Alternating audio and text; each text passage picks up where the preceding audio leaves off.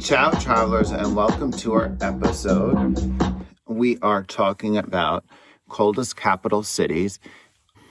My birthday was last month, and on my birthday weekend, there was a snowstorm. This also happened when I was 30, and it happened on my 19th. So, surprises, surprises. So, we've been having a cold and snowier winter. It does look like it's going to warm up a little. So, I was like, what a better time to talk about countries and capitals that have the coldest temperatures on Earth. And just to clarify, that doesn't mean that they never get out of cold. You know, a lot of them do have warm summer. Some of them have really hot summers because of the continental environment. So just a little side note. Okay, so before we get in, let's do some trivia. What is the capital of Zambia? That's in Africa. 5, 4, 3, 2, 1, and the answer is Lusaka. Now, I'm going here twice next year, or this year actually. Escargot are a delicacy of which country? 5, 4, 3, 2, 1, and that is France.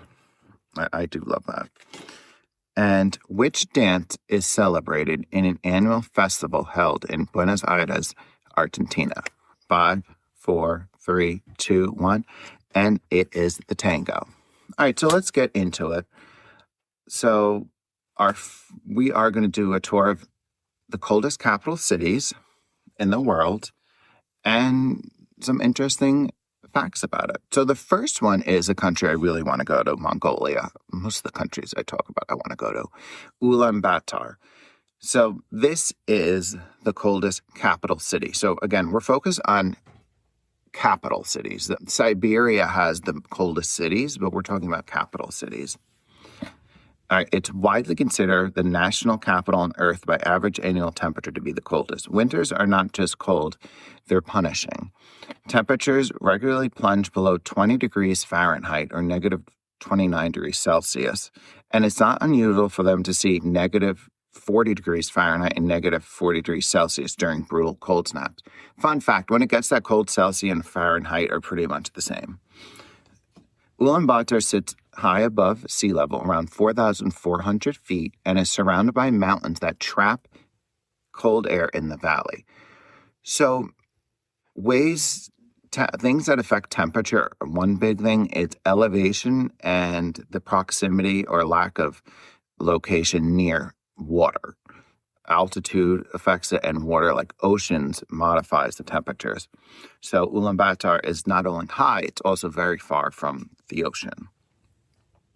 Add in a Siberian air masses sweeping southward, and you get a city that spends months locked in ice. From November through March, winter dominates everything. But here's the thing, life doesn't stop. Markets stay open, kids go to school, traffic still clogs the streets. Many residents live in traditional tents called yurts. It's spelled Gertz. I don't know why that's like that. On the city's outskirts, heated by coal stoves that burn through the long winter. And I will say this. Humans, we are very resilient. So it's been very cold lately. And I mean very cold, like lows at 5 degrees and highs at 17, 18, and today was a high of 35. It's like, oh, wow, it feels warm.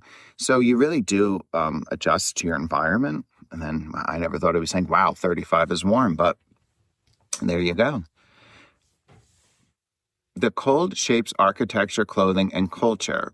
In Ulaanbaatar, winter isn't a season, it's a defining force. So the big thing that keeps Ulaanbaatar and the next country is that it's a continental climate. Continental, you hear the word continent, it's very far removed from the ocean and any warming or cooling that comes from that ocean. So cold lies on the landmass, and if there's snow, and it just spreads and spreads. And without a modifying thing like an ocean, usually the oceans are warmer than the land, especially in winter, and that keeps it very cold. Like here in New Jersey, it could be 5 degrees out, but the ocean is currently 38 degrees. So it is still warmer than the land. So areas closer to the coast usually have a warmer temperature. I'm sorry about that little nudge, but Lola was just by my lamp.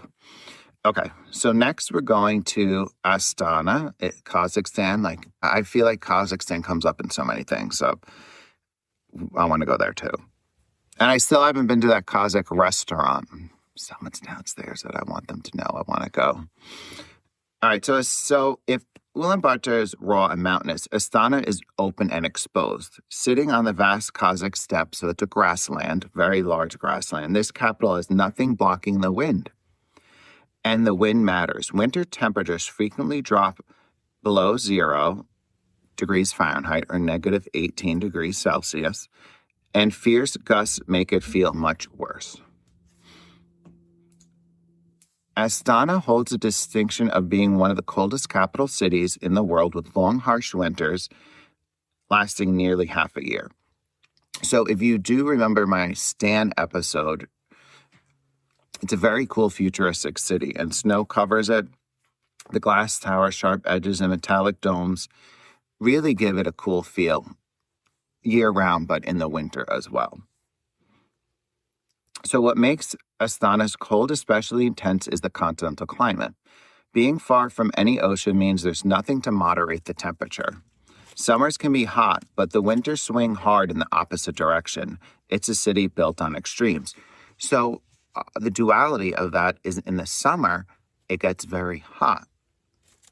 Because again, land heats up quicker than water. So it's a city of extremes.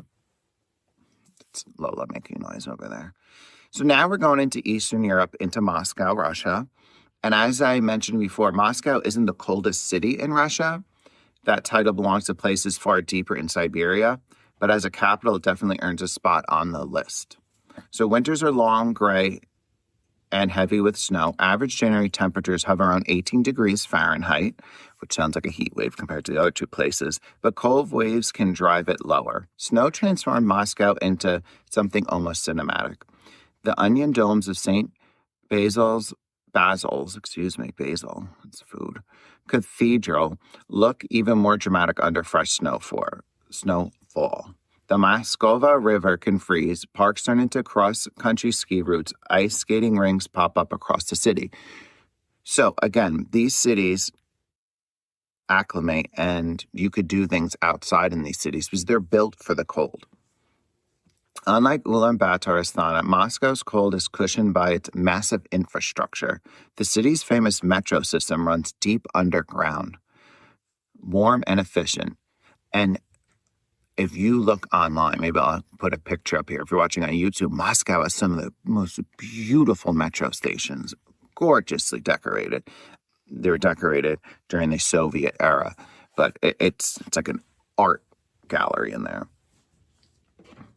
So heating systems are centralized and powerful. It's a city that knows winter well and handles it very well. So now we're heading over. Honestly, like we've gone from Mongolia, went over to Kazakhstan, went over to Russia, and now we're heading over into Helsinki. Now, these are all in the Northern Hemisphere, but I want to remind people that the Southern Hemisphere does get cold too, but where the capitals are located are so far from the South Pole that these cities are not listed, capital cities. So Helsinki sits along the Baltic Sea, which actually keeps it slightly milder than inland cities at the same latitude. Still, don't let that fool you. Winter in Helsinki is serious business. Temperatures commonly dip below freezing for extended periods, and daylight becomes scarce. In December, the sun barely climbs above the horizon. The cold here feels different, cleaner somehow. Snow blankets the city in quiet layers, and they have this interesting system that they use. And it's a sauna culture is one of Helsinki's great responses to winter. The ritual stepping from icy into intense dry heat and sometimes even plunging into near freezing water creates a rhythm that turns cold from an enemy into something that's refreshing. So they do have a spa by me, and I haven't gone in a while, but you can go from a cold plunge to a hot sauna. a hot sauna to a cold, I don't know, warmer jacuzzi, and then they have a dry sauna. There's hot and dry saunas. And some studies show that that is actually very healthy for your body. It's like a detox. So that is something that they do in Helsinki. All right, now we're just crossing over, skipping over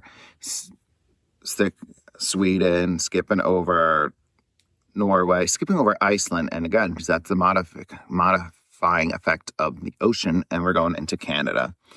So Ottawa is the capital and the coldest national capital in the Americas. Winters here are long and snowy with January temperatures around 14 degrees Fahrenheit or negative 10 degrees Celsius.